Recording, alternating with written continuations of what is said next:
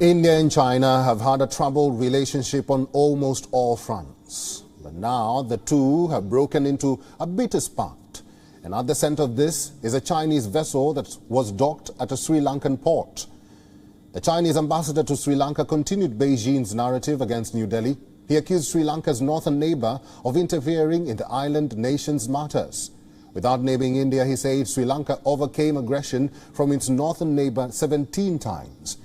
India's High Commission in Sri Lanka was quick to react. It released a strongly worded statement on Twitter, saying that the Chinese ambassador violated basic diplomatic etiquette and that his views may be colored by how his own country behaves. The statement ended on the note that Sri Lanka needs support, not unnecessary controversies, to serve another country's agenda.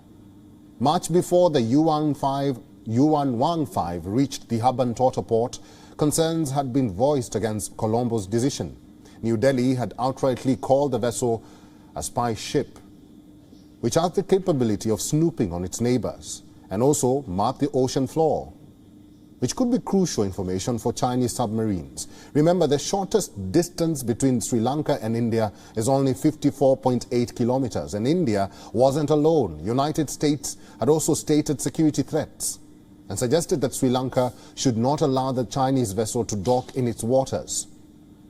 But the Ranil Wickremesinghe government dismissed all concerns. So 5 days after its scheduled date of arrival, the Chinese vessel docked at the Hambantota port on the 16th of August and was docked there till 4 p.m. on the 22nd of August.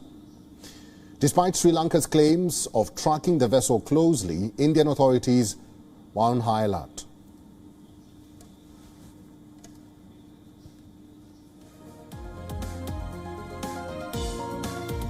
Let's talk more about this, and joining us from New Delhi is Atul Aneja. Aneja is the editor of India Narrative and also an expert on China. Welcome to WION, Aneja. Thank you, Eric. Pleasure. What do you make of the spat or the differences between India and China concerning the Yuan Wang 5 vessel? Are India's and the United States concerns about the vessel justified? Well, I can't say for the United States, but for India, definitely justified. Because you have a ship which has, as you yourself mentioned in the introduction, has certain capabilities which are useful for the possibility of the use of the underwater by the Chinese submarines. And given the hostility or the problematic relationship between India and China, that's obviously a matter of concern. So far, we have had a problem on the borders in the mountains, but it is spilling into the maritime dimension as well. And I think India is justified to be alarmed about it. I suppose US would be, given the problem which they are facing with the Chinese in the South China Sea and Taiwan. So while that is the Pacific, the Chinese, in the sense of greater surveillance ability in the Indian Ocean, would also be a matter of concern for the United States. I think both countries are entitled to that, but specifically India because of the proximity of Sri Lanka and India. Let's talk about Sri Lanka. What message was Sri Lanka trying to send to its neighbor India by allowing the ship to dock at the Hambantota port? You see, Sri Lanka at this time is highly vulnerable, and it has to, in this situation of vulnerability, it has to balance its relationship between these two giants, India and China. So I do understand that the Sri Lankans really don't have much choice, given their vulnerability, given the economic situation which they're facing right now.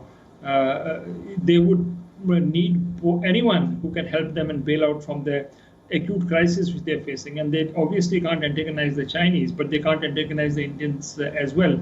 So they're in a rock and hard place, and they are going to probably, I would imagine, try and give certain quote-unquote concessions to India to counter what they have been doing with the Chinese. So they're trying to play a balancing act between these two giants and two emerging economies, and therefore would take steps which at times which be not acceptable to either.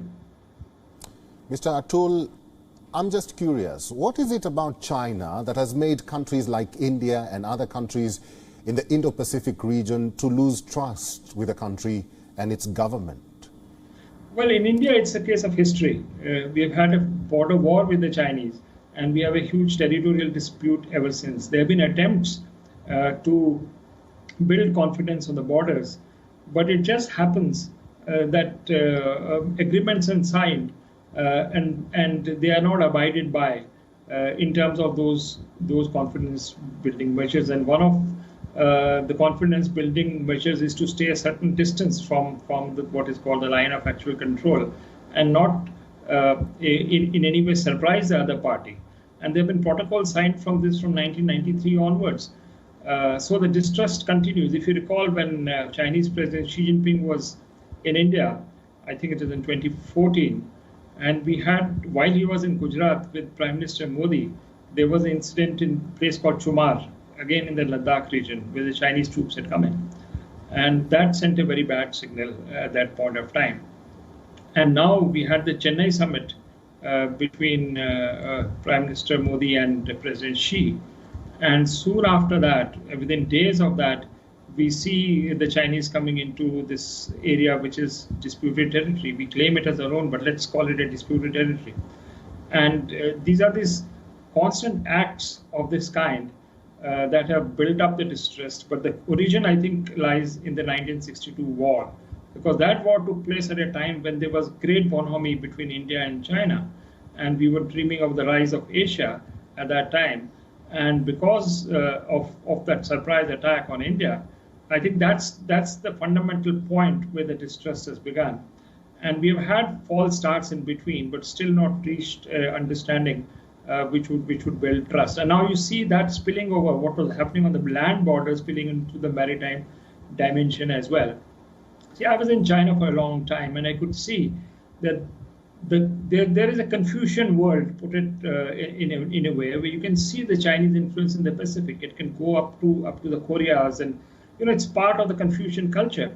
And you go south from there, and when you come into ASEAN, and you see the strong imprint of the Indian historical culture in places like Bali, Thailand, right up to Vietnam. So I think both these countries have to realize that they have their own geocultural space and arrive at an understanding and respect each other's geocultural space as well. I think that dialogue is not happening, and as a result of that, we're not building a trust which is required not just at the political and the military level, but also at the cultural level. I think a lot of heavy lifting needs to be done by both sides. Very informative information there. We'll have to leave this discussion there. I've been talking to the editor of India Narrative and also an expert on China. His name is Atul Aneja. Thank you very much for making time and talking to WION today. It's a pleasure. Welcome. Eric, you're welcome. WION is now available in your country. Download the app now and get all the news on the move.